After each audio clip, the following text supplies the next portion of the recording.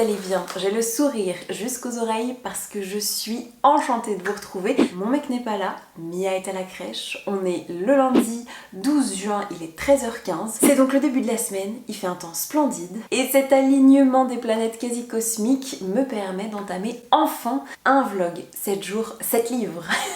Que lit-on aujourd'hui? J'ai jeté mon dévolu, je l'avoue, en amont. Avant de prendre la caméra, j'ai même commencé à le feuilleter. Et c'est un peu une relique de ma pile à lire que j'ai glissée dans plusieurs vidéos estivales sur mes envies lecture. Et je suis ravie d'enfin lui donner sa chance.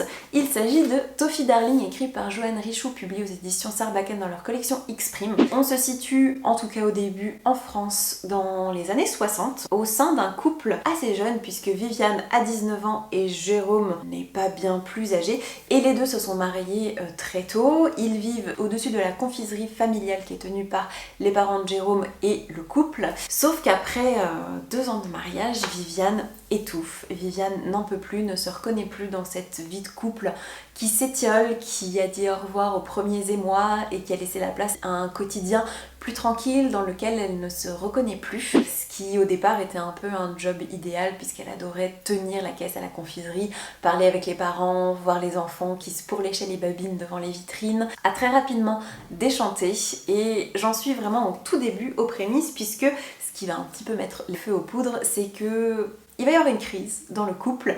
Viviane va partir un soir sans même mettre ses chaussures et va se retrouver dans un bar avec une américaine qui est en goguette en France, qui s'appelle Kathleen et qui ne passe pas inaperçue. Elle a les cheveux teints, elle a un look de pin-up et elle va tout de suite attirer l'attention de Viviane et j'en suis tout simplement là. Pour l'instant, j'ai lu 20 pages mais je peux déjà, d'ores et déjà, souligner la plume de Joanne Richoux que je découvre avec ce roman et qui est très savoureuse. J'aime beaucoup ce côté haché, efficace, ronronnant, tout en apportant beaucoup d'élégance à la prose, à la plume. C'est des figures de style, des comparaisons qui font mouche, qui sont très poétiques. J'ai notamment bugué sur une phrase, vous allez me dire totalement anodine, mais je sais pas, elle m'a plu et je trouve que c'est assez révélateur et pas symptomatique parce que ce serait dans le mauvais sens du terme, mais en tout cas c'est une excellente représentation et un exemple de la plume et du travail stylistique de l'autrice. C'est tout simplement: le silence me gerçait les lèvres.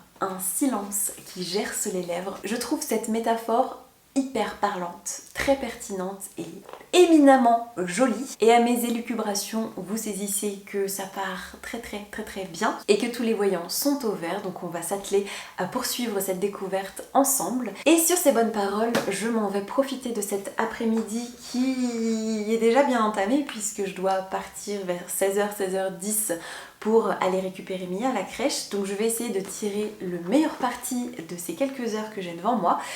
Je vous tiens au courant et je vous embrasse. A plus tard.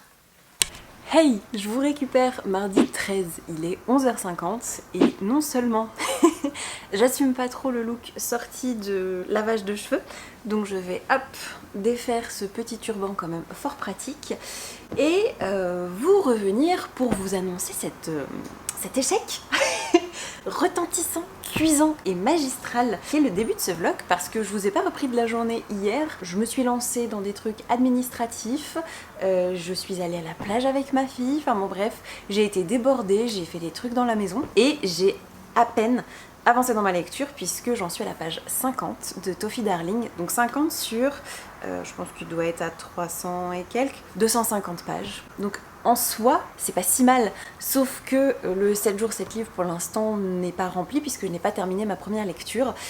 Et le fond du problème, c'est que je crois que je n'ai pas très envie de lire ça maintenant. Je maintiens ce que je vous ai dit hier, au niveau de la plume, du style, ça me plaît, au niveau de l'ambiance, il y a vraiment du potentiel. Par contre, pour l'instant, ça coince au niveau des personnages, j'arrive pas du tout à m'attacher à Viviane, j'arrive pas du tout à m'attacher à Jérôme.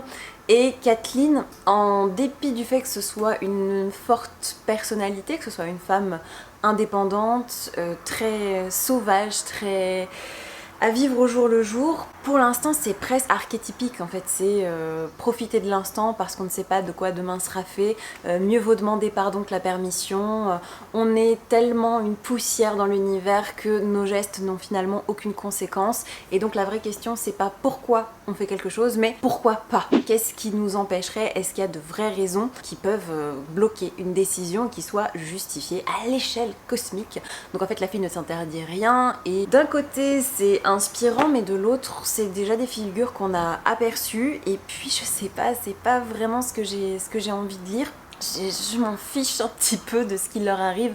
Vraiment Viviane, bon elle a 19 ans, donc elle est pleine de contradictions, elle est pétrie dans ce mariage, dans voilà, sa situation personnelle, mais ça la rend pas très attachante. Et puis Jérôme, pour l'instant, je sais pas trop ce que j'en pense. Donc je pense que je vais le mettre de côté si on va avoir une chance de sauver les meubles. Je vais choisir une autre lecture et puis je vais m'y atteler, parce que maintenant que j'ai tout fait, tout est propre, tout est rangé, tout est nickel, je suis prête, je n'ai plus aucune excuse. Donc je vais choisir ma prochaine lecture dans ma bibliothèque. J'ai 2 colis à ouvrir, donc je vais le faire très rapidement avec vous, et puis après on s'y colle quoi.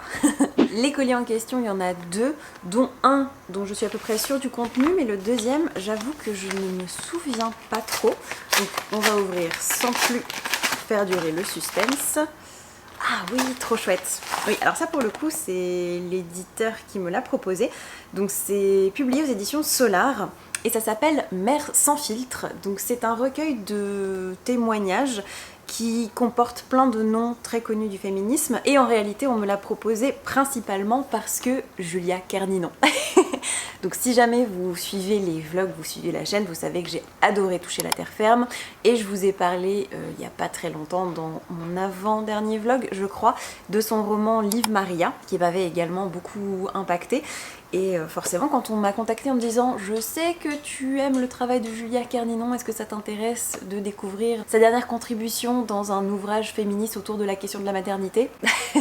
Je veux dire, Julia Kerninon et les questions maternelles, on pouvait difficilement faire plus juste. Donc je suis très contente de l'avoir reçu. Et le deuxième, il n'y a pas de suspense, mais je suis très contente, puisque les éditions Vega Dupuis, qui est donc le pendant manga des éditions Dupuis, puisque Vega à la base c'était une boîte indépendante qui a été rachetée par le groupe, m'a contacté pour recevoir une box de leur dernière publication autour du webtoon. Donc ça pour l'instant je l'ai pas encore reçu, mais j'ai dit oui, et puis j'en ai profité parce que comme j'adore beaucoup de titres de cette maison d'édition, je vous ai notamment beaucoup parlé dernièrement sur Instagram du bateau de Thésée, que j'ai adoré et terminé, et puis très souvent aussi de Deep Sea Magmel Aquarium. Là j'en ai profité pour lui demander si éventuellement ce n'était pas trop abusé, et elle m'a très gentiment répondu que vraiment il n'y avait aucun problème pour demander quelques titres. Donc je lui ai demandé le tome 6 justement de Deep Sea Magmel Aquarium, qui raconte toujours l'histoire de Kotaro, qui est un jeune garçon passionné par les fonds marins depuis l'enfance et qui va être engagé en tant que balayeur, nettoyeur, et puis petit à petit apprendre à développer ses compétences au Deep Sea Magmel Aquarium, qui est une structure innovante et unique au monde, puisque c'est un aquarium qui est sous l'eau et qui permet d'observer la faune sous-marine directement dans les meilleures conditions possibles. Donc j'adore, parce qu'au niveau des dessins c'est splendide, on apprend une foule de choses sur les animaux marins. Pourtant ça me fout une trouille bleue, mais les créatures des abysses comme ça en 2D d'un point de vue purement documentaire, ça me va très bien. C'est très chouette, et puis il y a des tranches de vie, c'est des destins croisés, c'est des portraits, j'adore. Et le deuxième titre que j'ai demandé, c'est une nouveauté pour le coup, qui s'appelle The Common Bread, le tome 1, qui est écrit par Mujia, et ça raconte l'histoire d'une humanité post-apocalyptique. Ça se déroule des millénaires après notre ère, et on est clairement sur le déclin, et les ressources étant ce qu'elles sont, il n'y a qu'une seule forme d'alimentation qui est produite par une usine, qui s'appelle le Common Bread, et qui est un peu maîtrisée par la sphère, ce qu'ils appellent l'église, qui chapeaute un petit peu toute la société, parce que forcément quand vous détenez la seule source de subsistance de toute l'humanité, vous avez ce qu'on pourrait appeler de solides assises pour être totalement despotique et omnipotent et faire ce que vous voulez. Donc on va suivre le personnage de Haruka, qui est une jeune fille, qui essaie tout simplement de se balader de ce monde en ruine pour s'extraire un petit peu de la mainmise et de ce poids qui pèse sur les habitants. J'en sais pas plus, mais ça m'a bien tenté parce que vous me connaissez, le tranche de vie, j'aime bien, donc affaire à suivre. Bon, et maintenant on passe aux choses sérieuses, à savoir sélectionner la prochaine lecture. Je vous le disais déjà dans mon dernier vlog, mais clairement les bibliothèques ne sont que l'ombre d'elles-mêmes pour l'instant, parce que les cartons qui contiennent tous mes livres, ou quasiment 95% de ma collection, arrivent la semaine prochaine puisque le camion débarque le 20. Donc ça va être encore un sacré chantier, mais donc pour l'instant j'ai clairement pas tout sous la main, mais j'avais quand même emmené quelques titres comme ça qui me faisaient particulièrement envie parmi ma pile à lire. Donc on va choisir là-dedans en essayant de trouver quelque chose de plutôt court mais qui me fasse très envie. Et je ne sais pas trop... Assez spontanément, je me dirigerai presque vers celui-ci, mais j'ai envie de le savourer, j'ai pas du tout envie de rusher, de précipiter quoi que ce soit. C'est mon moment préféré à moi, surtout que c'est le dernier tome de la saga, donc je vais pas m'infliger ça. Me demandez pas, c'est un trop grand sacrifice pour ce vlog. Et je vais pousser l'artbook que j'ai ramené de la librairie japonaise la dernière fois, parce que derrière il y a plein de petits livres. Donc je pense qu'on va peut-être se diriger plus vers ça. Je me fatigue. En vrai, si je ne peux pas lire ça, je peux tout à fait quand même me consoler avec un Becky Chambers. Donc, hey hey, j'ai bien envie de me laisser tenter. Est-ce que je termine une saga ou est-ce que je me lance dans un one-shot? J'ai quand même bien envie de terminer cette petite duologie parce que j'ai longtemps attendu ce deuxième tome. Je regarde s'il y a tout hasard quelque chose d'autre me tenterait plus. Et ben non, clairement après investigation c'est bien vers celui-ci que je vais me diriger. J'ai jeté mon dévolu sur sa petite personne. Donc on va s'y atteler et je vous expliquerai le pourquoi du comment. Mais je vais quand même me lancer dans la lecture sinon on ne va jamais s'en sortir. Je vous dis donc à tout à l'heure. Ciao ciao.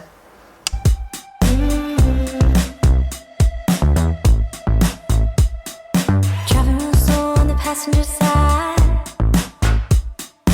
I couldn't be your sunshine.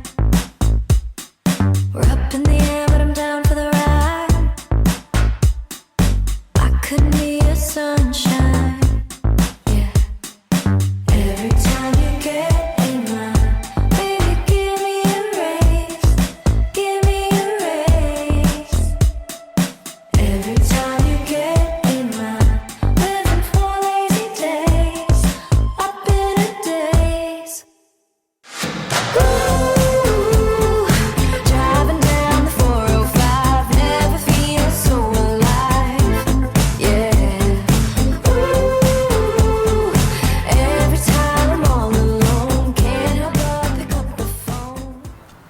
Hey, je vous récupère complètement en équilibre sur le canapé. Enfin bon bref, ce plan n'a aucune allure, mais je viens de rentrer de la crèche. Mia est endormie parce qu'elle dormait pas depuis 13 heures. C'est encore un peu compliqué les siestes en dehors de la maison, mais ça va venir. Du coup, elle s'est endormie dans la voiture et je l'ai couchée direct en rentrant. Là, je pense qu'elle est partie pour une bonne demi-heure de repos. Elle est claquée, il fait une chaleur les enfants. Je sue abondamment du front, de la moustache, du menton, bref, dans des endroits où on n'est pas censé suer, mais où en vérité tout le monde être logé à la même enseigne. Je vais m'atteler du coup à poursuivre une prière pour les cimes timides, qui est donc le deuxième tome de la duologie qui s'appelle Histoire de moines et de robots. Le premier tome c'était donc un psaume pour les recyclés sauvages. C'est toujours écrit par Becky Chambers à qui on doit l'espace d'un an. Enfin bon bref, la saga des voyageurs dont je vous ai parlé parce que gros coup de cœur de ces derniers mois. Et pour l'instant j'adore, je vous jure, je me suis replongée dedans dès la première phrase, dès le premier paragraphe, j'étais happée. Le premier chapitre, j'étais là, ok c'est bon, ça va être un coup de cœur. Et pour l'instant ça n'en démord pas. En plus j'avais oublié, mais c'est drôle parce que Frère Dex, qui est donc le personnage principal qu'on suit dans le premier tome, qui est un moine de thé en quête de sens. En gros, il va un petit peu réinventer sa vie dans une société futuriste humaine où l'homme est enfin revenu à la raison pour vivre en accord avec la nature et les ressources allouées et disponibles. Donc le mode de vie a complètement changé. On est sur une société beaucoup plus apaisée qui n'est pas sur le profit mais beaucoup plus sur l'aspect communauté, échange, troc. Et dans ce cadre-là, Frère Dex, en se réveillant un jour, va se rendre compte que sa vie n'a pas grand sens. Yel ne comprend plus trop quelles sont ses aspirations. On va voir ce personnage évoluer au fur et à mesure jusqu'au jour où Yel va se perdre dans la forêt et tomber sur Omphale, qui est un robot fait extraordinairement rare parce qu'il s'est produit quelque chose il y a des centaines et des centaines d'années. Les robots sont passés de l'état de machine à être conscients puisque leur intelligence a évolué et qu'ils ont décidé de quitter leur créateur pour se retirer du monde, partir très loin pour ne plus être instrumentalisés et ne plus côtoyer l'humanité. Donc il y a eu une forme de traité qui a été signé et depuis on n'en a plus jamais revu et les deux vont se rencontrer et ça va être la suite de leur rencontre parce que Omphale a une mission bien précise qui lui a été allouée par le peuple des robots et je sais pas, ce duo comme ça avait déjà très bien commencé parce qu'il y a beaucoup de douceur et un peu de philosophie ou en tout cas de réflexion sur la vie, sur l'écologie, sur la nature, sur le rapport au quotidien, bref, que des choses qui sont pas révolutionnaires mais que Becky Chambers fait encore une fois avec beaucoup de doigté, beaucoup de tact et beaucoup d'humanité, donc ça m'avait beaucoup plu lors du premier tome, même si j'avais mis, je pense, un petit tiers du livre qui est pourtant très court à rentrer dedans, mais après c'était tout seul. Mais là, je vous dis, coup de cœur à mon avis annoncé dès la première phrase et je ne rigole pas. Si vous voulez, je peux vous la lire, bien sûr, je tiens mon appareil photo à bout de bras. Alors déjà, rien que la mise en exergue, c'est pour vous qui ne savez pas où vous allez. Donc rien que ça m'a plu parce que je suis quelqu'un qui a beaucoup cherché sa voie pendant des années. Et premier chapitre, ça spoil vraiment rien du premier. Chapitre 1, la grande route. Le truc, quand on envoie chier toutes ses obligations pour aller crapahuter dans la forêt, c'est qu'à moins d'être vraiment l'exception, on comprend très vite pourquoi les êtres humains ont quitté les forêts. Ce n'est pas par hasard qu'on a inventé les maisons, de même que les chaussures, le tout à l'égout, les oreillers, les radiateurs, les lave-linges, la peinture, les lampes, le savon, les frigos et tout ce dont on imagine mal avoir à se passer. Freurdex avait eu besoin, un besoin vital, de découvrir le monde tel qu'il était une fois dépouillé de toutes les constructions, de comprendre viscéralement que la vie ne se résumait pas à ce qui se passait entre quatre murs, que les gens n'étaient au bout du compte que des animaux habillés, soumis aux lois de la nature et aux caprices du hasard, au même titre que toutes les créatures qui vivaient et mouraient dans l'univers. Mais à l'instant où son chariot sortit des bois au coup de pédale qui Léa ramena sur la route, Dex sentit un soulagement indescriptible. Yel passait de l'autre côté de l'équation, celui où les humains s'étaient bâtis une existence aussi douillette que le permettait la technologie et le respect de l'environnement.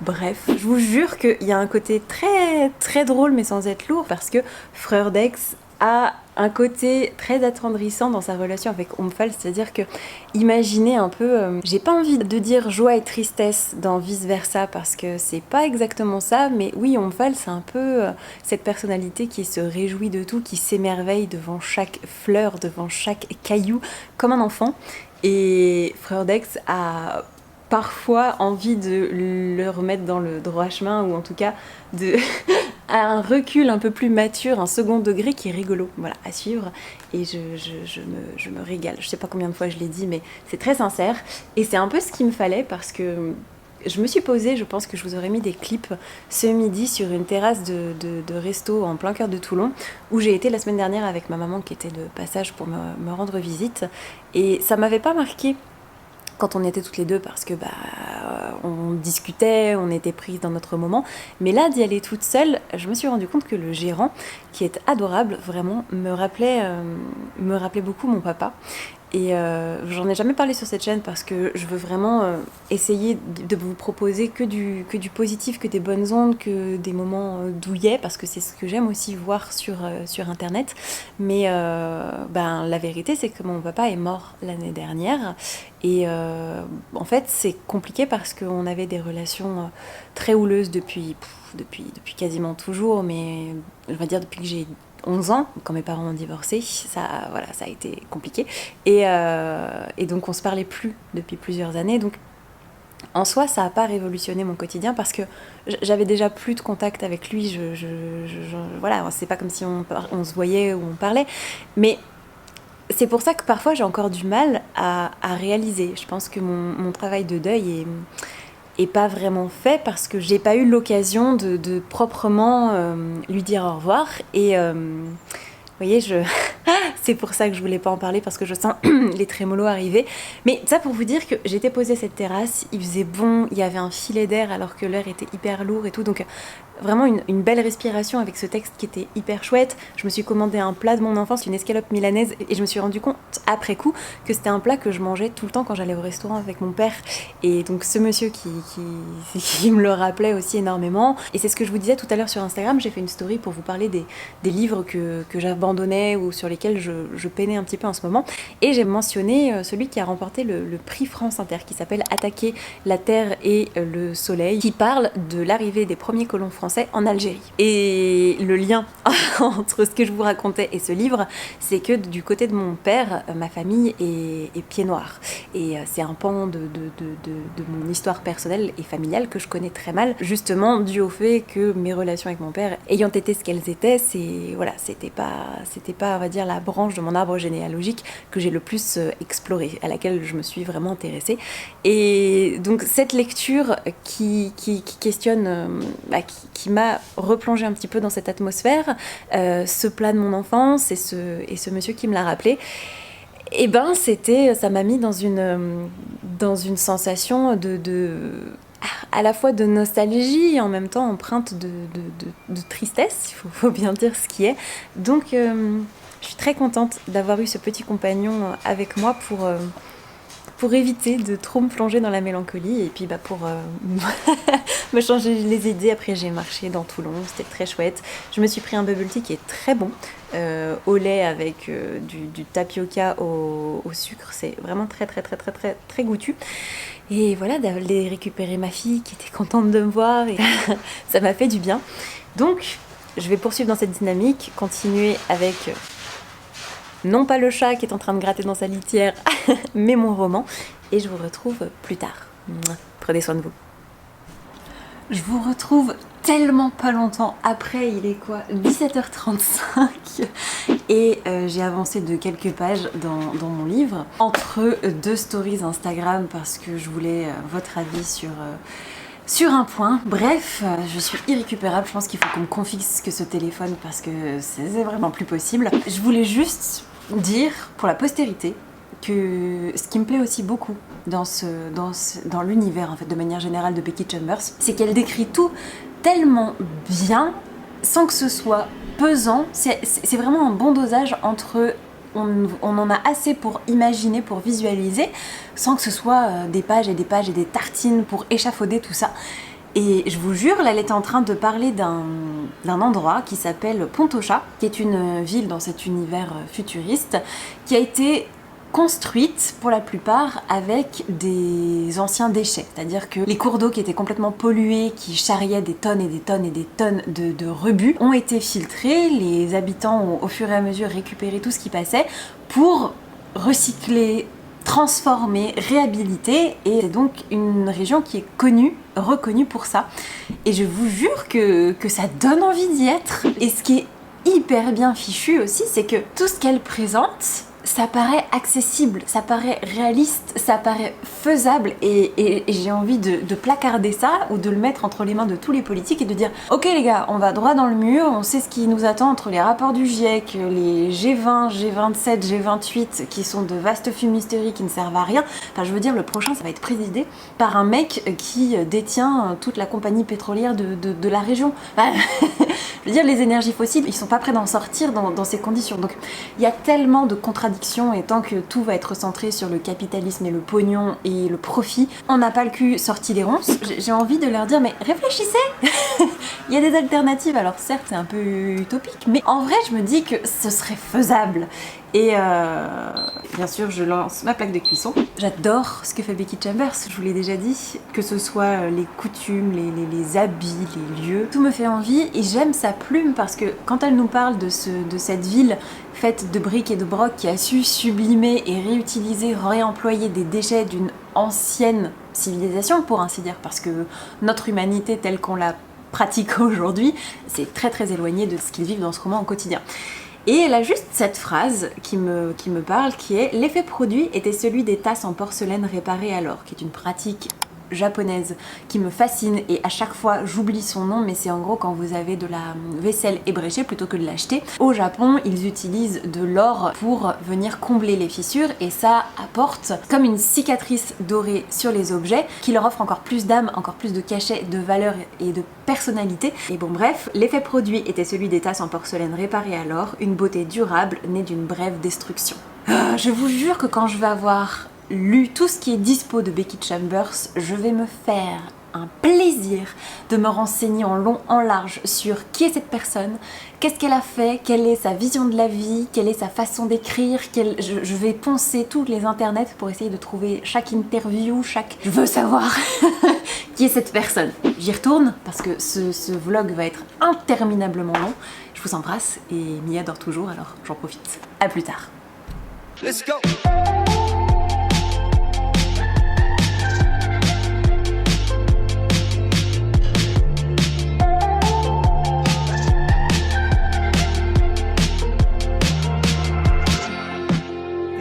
Feet away, she's like a primrose. You've never taken me alive, so come close. And I know why you said it, 'cause I'm reading every word in your voice. Hey. C'est crétin, je vous retrouve, il est 20h29 très exactement. Dehors il y a l'orage du siècle avec des éclairs, je vous explique pas, c'est magnifique, il y a le roulement du tonnerre, la pluie qui tombe, c'est trop cool. Et je suis page 81 d'une prière pour les cimes timides. Vous allez me dire, mais la meuf n'avance pas, c'est un tout petit livre qui fait 114 pages, elle y est depuis ce matin et elle n'a toujours pas terminé. Mais je prends mon temps et puis je me suis occupée de Mia, on a pris un long bain, etc. etc. Donc je m'y suis remise il n'y a pas très longtemps. Et je rallume encore une fois la caméra pour parler de ce livre parce que je suis à un passage où Frère Dex et Omphale sont en train de rendre visite à un peuple qui habite près de la mer et ils sont à une partie de pêche qui est donc la première à laquelle le robot assiste. Et ce passage est terrible. Ah mon dieu, ça m'a, je vous jure, j'étais là en train de pleurer, donc je me suis dit allumons la caméra pour partager ce moment de solitude. Je sais pas si vous aimez quand vous lisez des passages d'un livre, et sincèrement il n'y a pas d'enjeu en termes de spoil ou de rebondissement, etc. C'est vraiment un livre d'ambiance, donc ça vous empêchera absolument pas de savourer votre lecture si jamais vous le faites, mais je sais pas, j'ai envie de partager ce moment, ce passage avec vous. Donc, allons-y. Elle est belle, dit Omphale. Il était fasciné, mais sans sa jubilation habituelle. Il regardait tour à tour Ménestre, Avery et Frère Dex. Comment la tuerez-vous ? Une pointe de chagrin perçait dans sa voix. Mais il y avait aussi une résignation née de toute une vie à voir les animaux sauvages manger et être mangés. Avery, percevant l'humeur du robot, prit un ton plus sombre. Ma foi, Yel consulta Dex du regard, qui lui fit signe de continuer. Nous laissons l'air s'en charger. Omphale ne répondit rien. Ses yeux luisants étaient rivés au poisson. Il examinait les ouïes qui palpitaient dans un oxygène inutilisable. Il regardait, et plus il regardait, plus Dex avait du mal à regarder. Yel avait souvent pêché, avait vu mourir un grand nombre de poissons, en avait mangé un nombre incalculable. Mais essayant de se mettre à la place d'Omphale, Yel était mal à l'aise, comme coupable de voyeurisme. Et pourtant non, Yel avait arraché cet animal à son océan naturel. Yel avait décidé que la vie de cette créature devait prendre fin sous un prétexte de ventre vide et de nécessité. Omphale avait raison de boire le calice jusqu'à la lie. Dex avait honte de s'en être toujours dispensé. Omphale tendit le bras. Avec une délicatesse déchirante, il posa les doigts sur le corps mourant. Ses yeux se concentrèrent. Il pencha la tête. « Ça va aller », murmura-t-il de sa voix métallique pleine de respect et de chagrin. « Je sais, ce n'est pas juste, mais ça va aller. C'est bientôt fini. » Comment voulez-vous rester de marbre? Je veux dire, c'est un robot à l'âme aussi pure et vierge et innocente qu'un enfant qui découvre le monde avec toute la candeur et la bienveillance possible et imaginable, qui se retrouve devant un poisson qu'il trouve magnifique et qui est en train de suffoquer. Ah, bien sûr que ça m'émeut. Donc, je pense que c'est pas la peine que je m'étende outre mesure pour vous dire que, clairement, hein, je valide le coup de cœur. Il me reste 30 pages, mais hein, vous aurez bien compris qu'au nombre de fois où je vous reprends pour vous partager des moments, des pensées qui me traversent, c'est une excellente lecture. Voilà, c'est tout. Donc, je vais y retourner tout en continuant à regarder l'orage par ma fenêtre, entrouverte, s'il vous plaît. Profitez du bruit et je vous embrasse. Peut-être cette fois à demain, parce qu'il faut pas non plus déconner, ce vlog va durer 6h15. Je vous embrasse très fort et je vous dis à plus tard. Ciao ciao.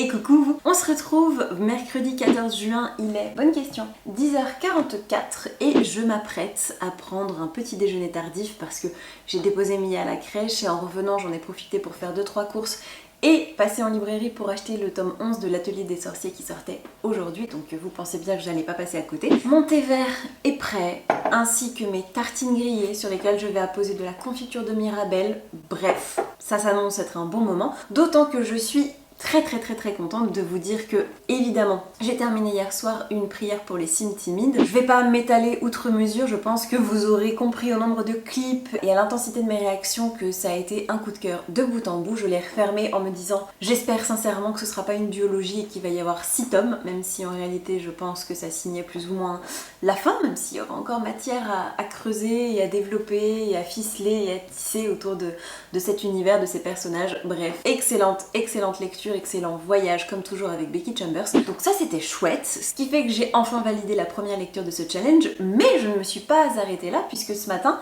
en allant dans le centre de Toulon pour acheter l'Atelier des sorciers tome 11, j'ai dégainé mon téléphone et j'ai écouté sur Nextory Galatée de Madeline Miller qui est sortie assez récemment. En gros c'est une nouvelle autour de Galatée qui est donc cette femme statue qui a pris vie sous les mains de Pygmalion. À la base c'est donc un récit mythologique totalement revisité à la sauce Madeline Miller, donc avec une grosse pointe féministe et actuelle et moderne. Et cette réécriture lui a été inspirée après la lecture de la version d'Ovide qui raconte à quel point Pygmalion passait son temps à caresser et à tâter et à palper cette statue de femme parfaite qu'il avait créée, et cette dernière va finir par prendre vie, ils vont avoir un enfant. Et soi-disant qu'ils auraient vécu heureux jusqu'à la fin des temps, sauf que cette version pose beaucoup de problèmes et Madeline Miller nous en offre une revisite qui était sympa. Alors en soi, je suis vraiment pas fan du style de Madeline Miller parce que je fais partie des personnes qui n'ont pas aimé Le Chant d'Achille, que j'ai abandonné je crois au bout de 60% parce que je trouvais la plume très pauvre. Et j'ai retrouvé un petit peu ce défaut, mais qui ne m'a pas dérangé parce que c'était un récit rapide, que c'était en plus une version audio qui était très chouette, que j'ai écouté en 1.25 pour aller un petit peu plus vite, et j'ai quand même beaucoup apprécié cette figure de femme qui arrive à toujours garder confiance, à toujours garder espoir, à toujours être là pour sa fille. Et j'ai aimé cette fin et j'ai aimé la façon qu'a l'autrice de nous y amener. C'était chouette, vraiment c'était un bon moment. Et maintenant, je pense que avec ce temps qui oscille entre un petit peu de soleil, une grosse chaleur bien écrasante et beaucoup de pluie, c'est le moment parfait de sortir un livre qui, je l'espère, sera plutôt rapide mais surtout très émouvant. Il s'agit de Julia and the Shark, qui est écrit par Kieran Millwood Hargrave. Ça a été publié en français si jamais ça peut vous intéresser, parce que c'est l'histoire d'une petite fille qui s'appelle Julia, je vous le donne en mille, et qui vit dans un phare au bord de la mer avec ses 2 parents, parce que son père travaille dans une entreprise qui a pour mission d'automatiser le phare en question, et sa mère est biologiste, scientifique. Elle s'intéresse à une algue en particulier qui a la capacité d'absorber des produits chimiques dans la mer, et elle est en train de travailler pour voir si elle ne peut pas apposer ça au plastique pour trouver une solution à la pollution. J'en suis au tout début parce qu'en gros ce matin je me suis réveillée à 6h20, Mia à 6h40, donc j'ai eu 20 minutes à peu près pour bouquiner, et le temps que je décide sur quoi j'allais jeter mon dévolu, etc., j'ai juste pu commencer. J'ai lu une dizaine de pages, mais déjà je suis très satisfaite et agréablement surprise par la plume de l'autrice qui est très douce. Je trouve que l'atmosphère est posée dès les premières pages. Ça se passe sur l'île de Shetland, donc très au nord, avec un climat qui est ce qu'il est. Et je peux pas vous en dire davantage parce que le résumé nous parle un petit peu de ce dont il va être question, mais comme je sais pas de quelle manière ça va être fait, parfois les éditeurs en disent trop pour appâter le chaland, donc je préfère avancer davantage avant de rentrer plus ou moins dans les détails. En tout cas, c'est un magnifique objet livre parce qu'il est illustré, j'aime beaucoup ce Pantone, j'aime. Donc tout ça me donne fort envie de poursuivre et on va le faire ensemble. Mais d'abord, c'est l'heure des toasts. Alors à plus tard.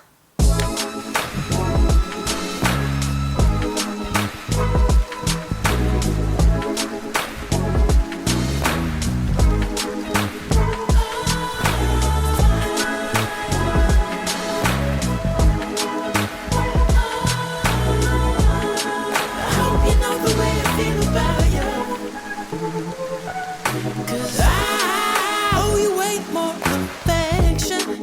Oh, I hate the fact I've been distracted. 'Cause baby, you revolt my attention. I'm lucky to still call you mine.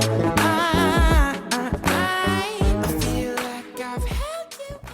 Petite pause dans cette lecture qui n'avance décidément pas très vite. Je suis dissipée, je regarde la pluie qui tombe.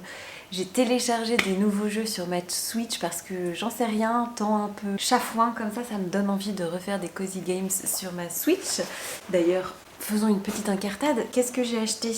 J'ai pris Gris, le puzzle game hyper connu, très beau, avec une BO incroyable, que j'avais encore jamais eu l'occasion de faire. Et là, il était à moins 70% sur le Nintendo eShop. Donc 4 € et des poussières. Je pensais bien que je me suis laissé tenter. Et surtout, j'ai acheté un jeu indépendant que j'avais repéré, mais poulala, c'était encore en développement, ça fait un moment. Il est enfin sorti et bon, aujourd'hui c'est pas le temps idéal, mais c'est parfait pour l'été, pour les beaux jours, parce que ça s'appelle Dordogne et en gros, vous incarnez une petite fille qui va repartir sur les traces de ses souvenirs d'enfance avec sa grand-mère. Et en gros, c'est des dessins qui rappellent un peu des portraits et des tableaux à l'aquarelle. Donc ça va être trop chou. Et forcément, comme ça se passe en Dordogne, c'est l'été, il y a des chapeaux de paille, la nature est toute verdoyante, etc. Donc, peut-être pas pour aujourd'hui, mais en tout cas pour les jours à venir. Peut-être que j'essaierai de le faire dans la semaine pour vous donner une première impression. Et puis en fait, je me rends compte qu'il y en a plein d'autres que j'avais acheté il y a un moment et que j'ai pas encore testé. Mais j'étais pas du tout venue vous parler de ça à la base, puisque même si j'ai lu que 34 pages, j'aime beaucoup cette gamine. Julia est très rigolote parce qu'elle aime beaucoup ses parents. Ils ont une dynamique familiale qui est chouette et j'adore aussi sa maman parce que c'est quelqu'un qui profite de la vie, qui est solaire et c'est très rafraîchissant à lire. Je trouve que c'est mignon.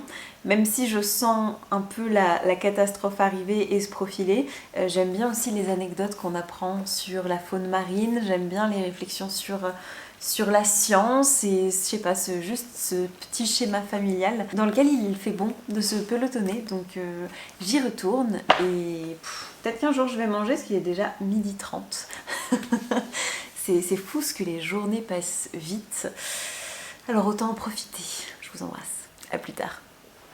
Hey, je vous retrouve, on est le jeudi 15 juin, il est 14h47 et je ne vous ai pas récupéré hier depuis mon petit point jeu Switch, lecture, en regardant la pluie tomber avec mon thé vert. C'était d'excellents moments, mais en gros ma journée s'est un peu déroulée comme ça, jusqu'à ce que je tombe dans une espèce de spirale un peu nulle, un peu bof, j'ai eu une petite chute de morale. Donc j'avoue que Julia and the Shark est passée à la trappe, j'ai quasiment rien lu, j'ai lu une 40aine de pages parce que j'aime bien, mais c'est très contemplatif et surtout le sujet qui va y être abordé, je pense que ça m'aurait achevé hier, donc je l'ai tout simplement reposé, je me suis écoutée et je me suis dit que je le reprendrai plus tard. Par contre, je me suis du coup lancée complètement sur un coup de tête dans Mère sans filtre, le recueil féministe dont je vous parlais puisque je l'ai reçu de la part des éditions Solar cette semaine. Et là c'était très différent, je me suis totalement laissée embarquer parce que ce que j'avais pas forcément très bien saisi quand on m'a proposé le bouquin, c'est que c'est à la fois des récits sur la maternité, sur le rôle de mère d'un point de vue féministe, mais avec comme angle supplémentaire le déclic féministe et engagé et militant qui a suivi, qui a résulté, qui a été engendré, enclenché par la maternité chez toutes ces femmes. Et c'était très intéressant parce que on passe par exemple du déclic de mais en fait mon travail n'a pas moins d'importance que celui de mon conjoint. Donc cette espèce de de prise de place et de position et de légitimité après être devenue mère. On a aussi des réflexions autour de comment éduquer un petit garçon quand on est féministe, quoi transmettre à son fils pour éviter de véhiculer et de continuer de faire prospérer des valeurs qui ne sont plus les nôtres. On a aussi beaucoup de questions sur pourquoi est-ce qu'on voudrait rentrer dans le moule quand on est une femme lesbienne qui a eu un enfant, pourquoi est-ce qu'on essaie de compenser quelque chose? En quoi l'homosexualité et la parentalité sont parfois difficiles à concilier d'un point de vue personnel. C'était très intéressant. Il y a aussi comment essayer de ne pas plonger tête la première dans une éducation genrée sans s'en rendre compte. C'est beaucoup de questions et de points de vue qui sont très pertinents et très actuels et qui ne parlera pas seulement aux gens qui sont parents ou qui veulent des enfants, parce que c'est des réflexions universelles sur une thématique qui était quand même assez peu évoquée avant, mais qui l'est de plus en plus, et tant mieux. Et franchement, je me suis perdue dedans à toute vitesse. Il y a des plumes que j'aime davantage que d'autres, mais tous les propos étaient intéressants et pertinents. Ça peut être un chouette cadeau si vous avez des mamans dans votre entourage ou que vous l'êtes vous-même. Je pense sincèrement que c'est intéressant à lire, à parcourir, à feuilleter. Par contre, après ça, j'ai été un petit peu chamboulée parce que c'est encore une fois venu remuer des questions de fond, des lames un peu profondes justement sur notamment cette question de ce que je fais, mes activités ont autant d'importance que mon conjoint dans le couple, et c'est pas parce que j'ai un enfant que je dois remettre en question les activités dans lesquelles j'ai envie d'injecter du temps et de l'énergie et des moyens. Donc une fois que j'ai refermé ce bouquin, j'étais là, ok, vraiment j'ai toujours le moral dans les chaussettes, je sais pas quoi faire de ma couenne, il me faut du réconfort, donc je me suis commandé une pizza et je me suis mise devant Downton Abbey, qui est la série que j'ai entamée il y a pas très longtemps et que je dévore à toute allure avec grand plaisir. J'étais là, je vivais ma meilleure vie jusqu'à le drame. Je me suis pris un camion en pleine face, un double camion en fait. Déjà il y a eu un épisode qui m'a mise très mal parce que ça tournait autour des enfants. Donc dans cette journée c'était déjà compliqué, mais alors l'épisode suivant m'a coupé la tête. Ça m'a scié les pattes, je suis sortie de là, j'avais les yeux gonflés, bouffis, boursouflés d'avoir pleuré pendant quasiment l'heure entière de l'épisode. C'était horrible et on a beaucoup ri quand même sur Instagram parce que j'ai posté des stories dans lesquelles je disais que celles et ceux qui m'avaient recommandé Downton Abbey comme étant leur série chouchou et doudou par excellente. J'ai une amie très proche, Morgane, si jamais tu passes par là, qui m'avait même dit « Mais regarde Downton Abbey, je te jure, c'est vraiment la série que je mate en boucle. Dès que j'ai pas le moral, je me lance dedans et ça va mieux. » Et je l'ai jugée. Un petit peu, je le reconnais. Je me suis dit « Mais pourquoi ? Pourquoi ?» Et d'un autre côté, bien sûr que je comprends parce qu'on passe pas non plus notre temps à avoir envie de se mettre la tête dans les toilettes pour pleurer abondamment. Mais tout de même, c'était compliqué. Donc après tout ça, j'ai dit non, je vais pas reprendre la caméra, j'ai déjà pleuré une fois dans ce vlog, c'est bon, on va pas non plus continuer, donc c'est pour ça que je me suis tournée vers Instagram. Donc si vous ne me suivez pas là-bas et que vous êtes en manque de contenu les fois où YouTube est un peu en jachère, franchement n'hésitez pas à nous rejoindre parce que on rigole bien par moments. J'ai passé le reste de la soirée à discuter avec toutes celles et ceux qui sont fans de la série. On a pleuré ensemble, on a débriefé, c'était hilarant, je pense que j'ai reçu, je sais pas, peut-être 200 messages, donc ça m'a bien occupé, c'était rigolo. Et ce matin, j'ai profité de ma fille. Donc, vous voyez, niveau lecture, ça n'a pas trop avancé, si ce n'est que je me suis fait le petit plaisir de l'Atelier des sorciers, le tome 11, quand Mia était partie à la sieste et que j'avais arrêté de la regarder comme une vieille stalkeuse que je suis. Et une fois encore, j'ai adoré retrouver les personnages, même si je comprends tout à fait les critiques de celles et ceux qui m'ont dit avoir lâché la rampe parce qu'il se passe rien. Et c'est vrai que ce tome 11, encore une fois, ne fait pas du tout avancer le schmilblick. On est encore sur des réflexions de transmission, d'entraide, de qu'est-ce qu'on veut faire passer dans notre art, dans notre travail, quel sens on veut donner à notre investissement personnel, professionnel. Donc en ça c'était chouette, surtout que ça reste magnifique à observer, rien que pour le plaisir des yeux et la maîtrise et l'inventivité des décors et des déliés et de la composition des planches, c'est hyper beau et même instructif, même si je suis nulle pour dessiner, donc c'est pas quelque chose que je pourrais reproduire, mais en tout cas ça nourrit mon œil et ça c'est très chouette. Mais clairement il va falloir qu'à un moment ou à un autre, on en est au tome 11 et j'ai pas l'impression que d'un point de vue narratif on avance grandement. À raison de 11 balles les tomes en moyenne, puisque je les prends toujours en édition collector, cette série va me coûter une fortune, mais c'est pas grave, je me régale toujours autant, donc je leur pardonne. Mais clairement, si vous cherchez une série qui carbure, qui va vous embarquer de A à Z, peut-être que l'Atelier des sorciers ne sera pas adapté pour vous. Je vous jure que tout ce qu'on raconte sur le Mummy Brain est très vrai parce qu'en checkant l'heure, je me rends compte que j'ai oublié de vous parler d'une lecture que j'ai attaquée hier soir. Dans le bain, on écoutait donc avec Mia la version audio du 2e tome de la saga Malocène de Daniel Pénac qui s'appelle donc La Fée Carabine, que j'attendais de pied ferme parce que j'avais écouté le 1er tome en avril sur Nextory et grosse régalade pour ce récit qui était espiègle et intrépide et loufoque à souhait et raconté par Daniel Pénac lui-même, donc ça apportait un vrai cachet, un vrai plus parce qu'alors cet homme, c'est la malice incarnée. Il a une voix réjouissante, joyeuse, solaire, truculente. On se régale de bout en bout et il a des vrais talents de conteur. Donc c'était extra comme expérience. Et quand j'ai voulu écouter la suite, je me suis rendu compte avec horreur que le tome 2 était en cours d'enregistrement, que la sortie était prévue courant juin. Donc j'étais très triste parce qu'on était au mois d'avril. Et je voulais la suite immédiatement. J'ai pris mon mal en patience et bien m'en a pris parce qu'il était dispo dès le jour de la sortie sur Nextory et j'ai pris enfin le temps de me lancer, donc j'en suis à 14% lu et c'est trop chouette de retrouver la famille Malocène et Julius et ce 2e tome qui part très bien et toujours dans le plus loufoque parce qu'on est dans le quartier de Belleville et les mamies descendent des gens à la carabine avant de continuer leur bonhomme de chemin. Je fais confiance à Daniel Pénac pour m'emmener encore sur une histoire à ne pas piquer des hannetons et c'est très réjouissant. Donc voilà pour mes avancées. Attendez, parce que si je récapitule, j'ai lu Mère sans filtre, j'ai lu L'Atelier des sorciers, j'ai terminé Galatée et Une prière pour les cimes timides. Ça fait 4 livres pour lundi, mardi, mercredi, jeudi, 4 jours. Pour l'instant, en fait, je suis à jour, ce qui est plutôt cool. Je pense sincèrement que La Fée Carabine, je l'aurai pas terminé d'ici la fin de ce vlog. Encore que, vu que je l'écoute en 1.5, il y a peut-être moyen de moyenner.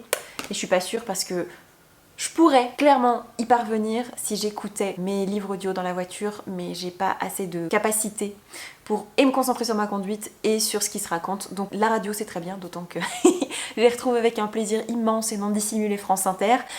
Et oui, rien qu'en disant ça, je me rends compte à quel point j'ai vieilli, mais j'adore cette radio, je trouve qu'ils ont tellement d'émissions hyper intéressantes. J'adore, ça ouvre plein de champs de perspective et de réflexion. J'ai découvert Paula Jacques, qui était une ancienne journaliste chez France Culture, qui a eu une vie incroyable, qui a écrit un bouquin qui me tente trop, qui s'appelle Mon oncle de Brooklyn, et qui part d'un fait divers, un homme juif ultra pratiquant en Amérique, qui, j'ai pas très bien suivi, mais en gros il a fait sauter toute sa famille en voulant tripoter un truc sur la chaudière. Et rien que ça a piqué ma curiosité, mais en plus c'est toute une plongée dans le milieu juif new-yorkais des années 70 je crois, donc ça m'a vraiment donné fort envie. Je l'ai pas trouvé d'occasion ni en version numérique pour pas trop cher, donc je vais le garder dans mes radars et attendre un petit peu pour voir si je le retrouve. Hey, mais j'ai pas fait Vinted, je vais regarder tout de suite sur Vinted. A few moments later.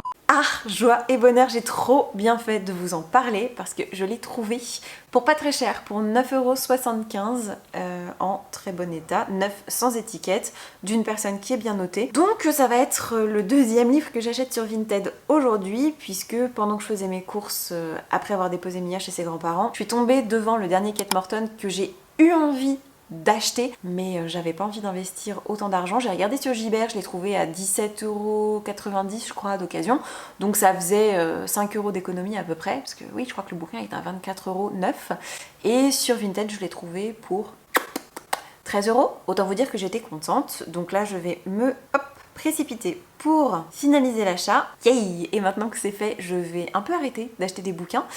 Il va falloir que je m'inscrive à la bibliothèque dans pas très longtemps parce que sinon ça va être la banqueroute. Et sur ce, je vais arrêter de parler, je vais manger parce que je meurs de faim devant un petit épisode de Downton Abbey. Et ensuite, je sais pas trop ce que je vais lire. Est-ce que vous voulez qu'on choisisse ensemble ma prochaine lecture? Et après, je vous laisse ce vlog. Je vous jure, j'ai commencé le montage hier après-midi. Je pense qu'on va battre tous les records de durée sur la chaîne. Et pourtant, Dieu sait que j'ai fait des coupes, notamment dans les premiers plans, parce que je vous ai fait un immense book haul, retour de librairie avec 1000 mangas. Et finalement, je les ai pas tous gardés parce que sinon, on y était pendant...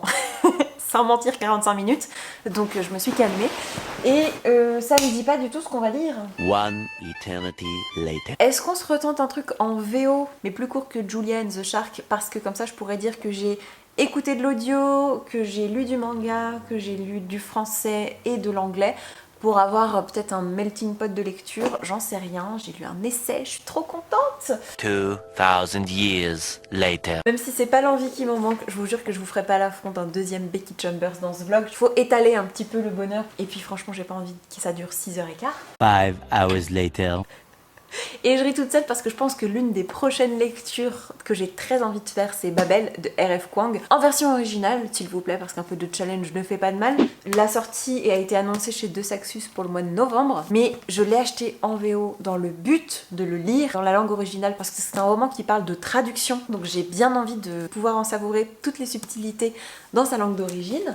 Mais là, clairement, un vlog 7 jours, 7 livres avec une bricasse en anglais, c'est juste pas envisageable. Et en réalité, si je m'écoute, je pense qu'il y a 3 livres que j'ai très envie de lire en ce moment, mais je sais pas si c'est réaliste. Attendez, je vous les montre. Donc soit je me lance dans un recueil de nouvelles en anglais qui s'appelle Salt Slow, écrit par Julia Armfield, qui est une autrice que j'ai très envie de découvrir parce que son roman Our Wives Under the Sea m'intrigue beaucoup, parce que ça se passe dans un sous-marin alors que j'en ai une peur bleue, mais j'ai quand même envie de découvrir sa plume avant. Et comme on m'a beaucoup recommandé ce petit recueil, je me dis que ça peut être très sympa pour mettre un pied dans son univers et voir si ça peut me plaire. Soit je fais une confiance aveugle à l'instinct d'Alexandra Prada qui s'est baladée en librairie et est tombée sur un livre qui l'a captivée, dont elle n'avait jamais entendu parler et qu'elle a très envie de lire. Et oui, je parle de moi à la 3e personne, qu'est-ce que vous allez me faire? Et il s'agit de Fonte Brute, qui est un roman signé par Sophroniou. C'est publié aux éditions Zulma. Déjà, la couve m'avait intriguée. Bon, même si le bandeau, voilà, on s'en passe. La couve est très jolie. Et en le retournant par pur acquis de conscience, parce qu'en général les éditions Zulma, les quelques livres que j'avais tentés chez eux m'avaient pas particulièrement parlé, mais là j'ai eu envie de retenter ma chance parce qu'en un mot commençant, le résumé m'a interpellée, m'a intriguée, et je vais vous le lire parce que peut-être que vous serez comme moi. Un joueur d'échecs new-yorkais se retrouve au lendemain de sa mort sur Petite Vie. Ici, tout le monde a de nouveau 20 ans et un bonus de 10 ans de vie. Sur cette planète étrange obsédée par la mémoire, il hérite d'une mission, reconstituer le roman 4001 et remonter la piste de son auteur, Robert Krauss. Avec sa comparse Bonadea, il se lance dans une course effrénée. Loin de la capitale, les voilà propulsés sur un continent dominé par les Ants, qui ne rêvent que de restaurer le mécanisme, quel qu'en soit le prix. Odyssée fantasmagorique à travers les vestiges de la mémoire et du temps, Fonte Brute est un voyage au cœur de nos images mentales, qui mixe le mieux Jules Verne, Hitchcock, David Lynch et notre vécu, sinon notre propre cerveau.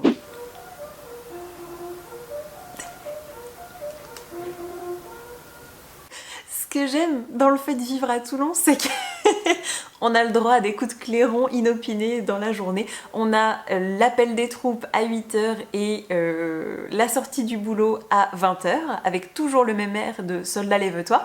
Et là, je sais pas quelle heure il est. Il est 15h10 et ça se met à claironner comme ça sans raison aucune, je trouve ça drôle. Bref, donc soit je me fais confiance, ou alors, satisfaction ultime, je sors une relique de ma pile à lire et je clôture une saga dans la foulée avec le tome 3 des mystères de Larry Spem de Lucie Pirapajo, publié aux éditions Gallimard Jeunesse, que j'ai mis dans je ne sais combien de piles à lire pour le Pumpkin Autumn Challenge, et je vous jure que j'adore cette saga et que j'ai envie de la terminer, mais comme j'en ai plus grand souvenir, j'ai peur de pas savourer autant. Ah, mais je l'avais attaqué, j'étais à la page 25. J'ai envie de pouvoir terminer cette série une bonne fois pour toutes, de pouvoir ranger les 3 tomes côte à côte. Et je pense que c'est peut-être ce que je vais faire. J'avais oublié que j'avais un si joli marque-page sur La Belle Sauvage.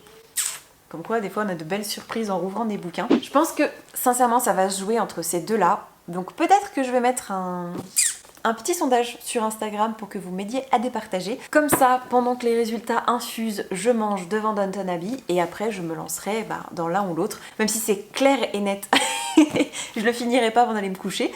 Mais au moins on sera lancé pour la 5e lecture. Donc affaire à suivre. À plus tard.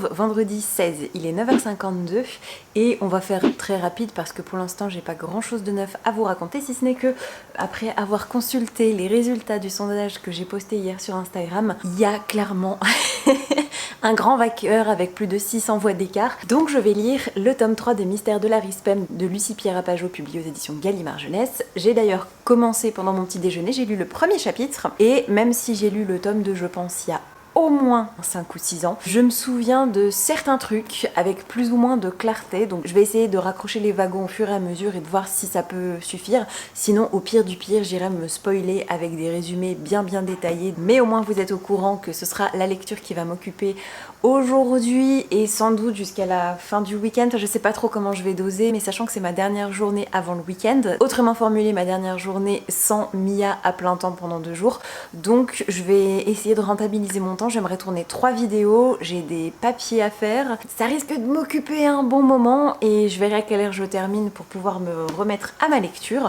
Là je vais aller me pimper un peu, je vais aller me maquiller, m'habiller, me préparer, tout ça, et puis on va s'y coller. Donc je vous retrouve plus tard pour de nouvelles aventures. Ciao ciao.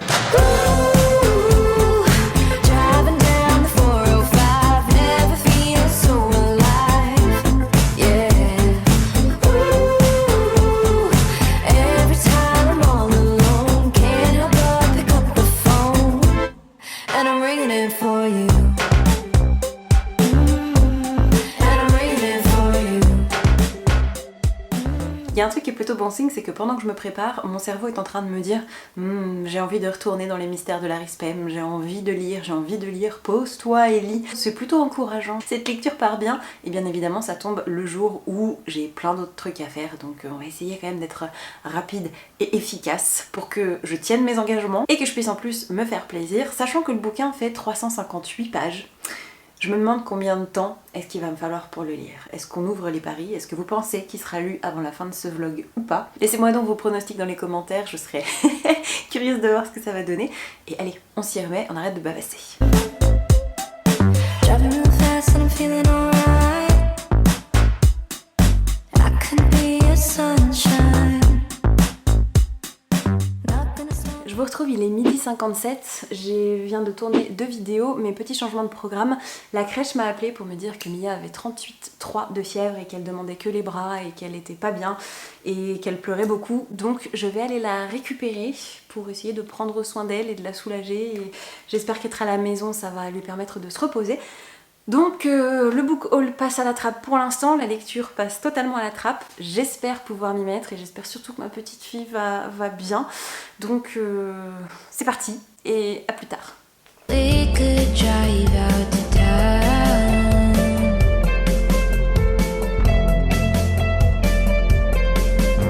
Wind whips our hair. Lost but not concerned.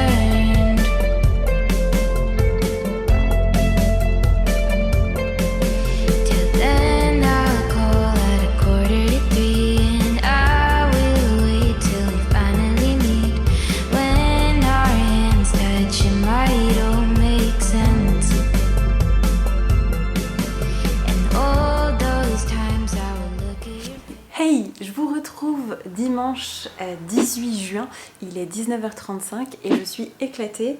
Et oui, j'ai utilisé mon livre pour faire mon espèce de petit effet fondu au noir parce que comme vous le voyez, j'ai une bestiole sur les genoux qui est en manque d'attention et si je voulais pas l'aplatir, je ne pouvais pas atteindre la caméra.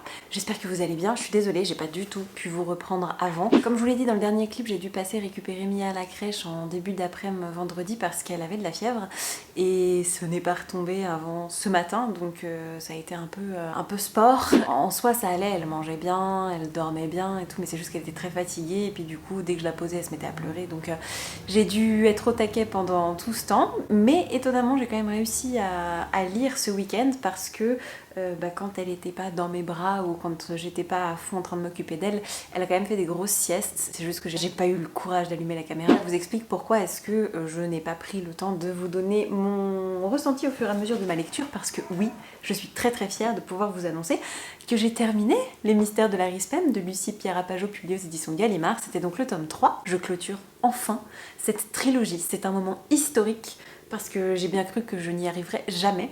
Et je suis très contente de m'être laissée porter parce que j'avais en gros de très bons souvenirs du tome 1 et quasiment aucune réminiscence du tome 2. Donc il y avait des petites zones d'ombre quand on faisait référence à certains trucs au jeu qui se passaient dans le 2. J'avais vaguement une idée de ce dont il était question, mais pas plus que ça, mais ça m'a pas empêché d'apprécier grandement ce 3e et dernier opus. Et si jamais, je crois que je vous ai pas fait de résumé du premier, si vous connaissez pas cette saga, en gros c'est une uchronie qui part du principe que la commune, donc la grande révolution du peuple, qui en réalité s'est achevée sur un bain de sang et malheureusement ça n'a rien changé pour eux. Sauf que dans ce livre, la commune a abouti, le peuple a eu raison, l'aristocratie a donc été complètement destituée de tous ses privilèges, de tous ses droits, de tous ses pouvoirs. Paris est donc devenu une espèce de cité-état totalement indépendante du reste de la France. Tout le monde s'appelle citoyen, tout le monde est censé être sur un pied d'égalité, tout le monde se tutoie. Bien entendu, les aristocrates qui sont passés entre les mailles du filet ne sont pas tout à fait ravis de ce nouvel ordre établi. Et pour ne rien gâcher, il se pourrait qu'une histoire d'élixir qui permettent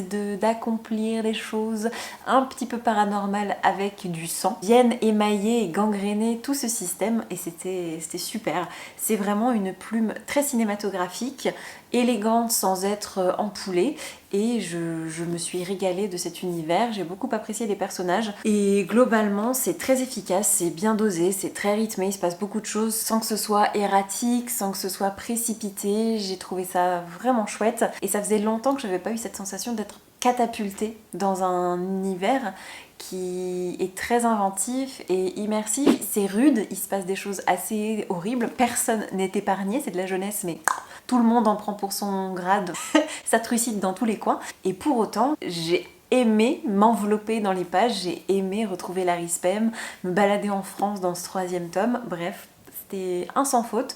Je pense que c'est pas une saga coup de cœur indétrônable favori de ma bibliothèque, mais pour autant c'est une excellente trilogie que je suis ravie d'avoir terminée. Et vous me croirez ou pas, mais non content de cet exploit, j'ai même trouvé le temps et l'énergie et la motivation de terminer Julia and the Shark dont je vous parlais un petit peu plus tôt dans ce vlog. Et excellente lecture là aussi, je suis très surprise parce que le début avait été un petit peu poussif, je pense que j'étais tout simplement pas dans de bonnes dispositions parce que j'avais plus ou moins une idée de la thématique et ça tombait le jour où j'avais une petite baisse de morale, donc les astres n'étaient pas totalement alignés pour que la rencontre se passe bien. Mais après avoir terminé Larry Spem, j'ai regardé un petit peu ce que j'avais dans mes bibliothèques et clairement j'avais envie d'y retourner et je ne regrette absolument pas parce qu'alors là j'ai plus du tout eu de problème de concentration et j'ai dévoré ce roman écrit par Kieran Millwood Hargrave et totalement illustré par son mari qui s'appelle Tom de Freston et je trouve que leurs univers se complètent et se marient hyper bien, c'est très joli, c'est très poétique. Il y a juste parfois des petites touches de couleur sur les pages, mais ça peut être des cabochons, ça peut être des choses un petit peu plus figuratives, mais vraiment ça sert extrêmement bien l'ambiance. Bon, il y en a certaines que je peux pas vous montrer qui sont magnifiques, mais qui spoilent un petit peu trop l'histoire. Je pense que je peux vous en retrouver une qui m'avait beaucoup plu, qui ne dit pas grand chose. Je crois que c'était celle-ci. Oui, tout simplement. C'est une écriture qui est très poétique et qui se prête bien à l'exercice de la mise en image. Et je crois que c'était ce début de chapitre, ouais, qui était fort joli. J'adore. Et pour vous en dire un petit peu plus, on suit l'histoire donc de Julia, une petite fille de 11 ans je pense, qui va suivre ses parents le temps d'un été dans un phare, puisque son père qui est informaticien était mandaté pour automatiser tout le fonctionnement du phare, et la mère qui est spécialisée en biologie marine veut profiter de ce séjour pour chercher un requin bien particulier. Et ça va être à la fois un portrait de famille et toute une histoire de deuil, de transmission et d'une autre thématique dont j'ai pas envie de vous parler parce que c'est un petit peu le nerf de la guerre, même si j'ai assez rapidement compris qu'il allait en être question parce que quand vous êtes un petit peu sensibilisé à ces questions, à ces problématiques, ça sonne très rapidement dans votre cerveau, il y a des alarmes, des connexions qui se créent immédiatement, mais c'était très poétique, avec des touches de sombre et de tragique, mais qui n'enlève rien au côté très doux de cette histoire. Ça m'a offert une vraie respiration de lui redonner sa chance, donc je vous invite très chaleureusement à tenter l'aventure. Ça peut soit se lire en plein été, puisque l'intrigue elle-même se déroule le temps d'un été, mais au niveau de l'ambiance, comme il fait souvent froid, il y a souvent des tempêtes en pleine mer, etc., Ça peut tout aussi bien se marier pendant les jours de rentrée en septembre quand il commence un petit peu à pleuvoir. Bref, à vous de décider quand est-ce que vous avez envie de rencontrer Julia and the Shark, mais c'était très émouvant. J'ai adoré qu'on aborde les relations mère-fille de cette façon et les messages et la morale, si on peut dire, en tout cas les enseignements que Julia va tirer de toute cette aventure, de toute cette histoire. Et ce portrait de famille est très vrai, très attachant dans le détail. J'ai beaucoup aimé sa mère Maura dans sa façon d'extraire la joie et d'illuminer le quotidien et de se satisfaire des petites choses et de vivre dans l'instant présent, et le père qui est un petit peu plus terre à terre mais sans pour autant que ça lui enlève de son humanité et de sa tendresse. Bref, les trois fonctionnent bien. J'ai beaucoup aimé ce récit. Je suis un peu frustrée parce que je voudrais approfondir mon avis, parce que j'ai l'impression de vous dire un petit peu des banalités, des mots-clés comme ça jetés. Mais je peux pas parce que sinon ce serait dommage de trop en dire, de trop en dévoiler, de trop l'analyser. Donc sachez juste que c'était une excellente lecture, que je suis enchantée de lui avoir offert l'occasion de me séduire le deuxième coup. Je pense qu'on va s'arrêter là parce que sincèrement j'ai à peine commencé le montage, mais je crois qu'on est sur un record de durée. Je sais pas du tout comment je vais pouvoir faire des coupes pour que ce soit digeste pour vous. Vous me direz ce que ça donne. Si j'ai réussi, si c'était à peu près intéressant.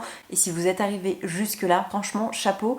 Mettez-moi, vous savez, les petits emojis biceps comme ça pour me prouver que vous êtes arrivé jusque là, parce que j'ai presque envie de vous donner une médaille. C'est un exploit, vous êtes trop fort et trop forte. Et en termes de bilan, du coup, c'est pas si pire. Ça aura pas été 7 jours, 7 livres. Malheureusement, ça aurait été 7 jours, 6 livres. Puisque si on fait une forme de bilan hyper rapide, j'ai lu un manga avec le tome 11 de l'Atelier des Sorciers. J'ai lu une œuvre de non-fiction avec Mère sans filtre, qui regroupe le témoignage de 8 autrices autour de la maternité. J'ai également terminé une duologie sur un coup de cœur monumental avec Une prière pour les cimes timides de Becky Chambers. Autre saga terminée avec plutôt de la jeunesse et la trilogie des mystères de Larry Spem. Sans oublier bien sûr la lecture audio avec Galatée de Madeline Miller. Et enfin un récit contemporain illustré en anglais avec Julia and the Shark. Du coup c'était assez varié en termes de support, en termes d'ambiance, en termes de langue. Bref, on a eu un petit peu de tout. Et je suis globalement très satisfaite de cette semaine de lecture, de ce vlog. J'espère sincèrement qu'il vous aura plu. N'hésitez pas à me donner vos impressions, à me dire si certains de ces livres vous tentent, si vous les avez déjà lus, ce que vous en avez pensé, ce que vous lisez en ce moment. J'essaie d'être hyper présente sur les réseaux, en commentaire, pour pouvoir profiter au maximum de nos échanges, donc n'hésitez surtout pas à vous manifester. Sur ces bonnes paroles, je vous souhaite comme d'habitude de merveilleuses rencontres de papier. Prenez grand soin de vous, je vous embrasse et je vous dis à la semaine prochaine pour une nouvelle vidéo. Ciao ciao. Driving real slow on the passenger side. I couldn't be your sunshine.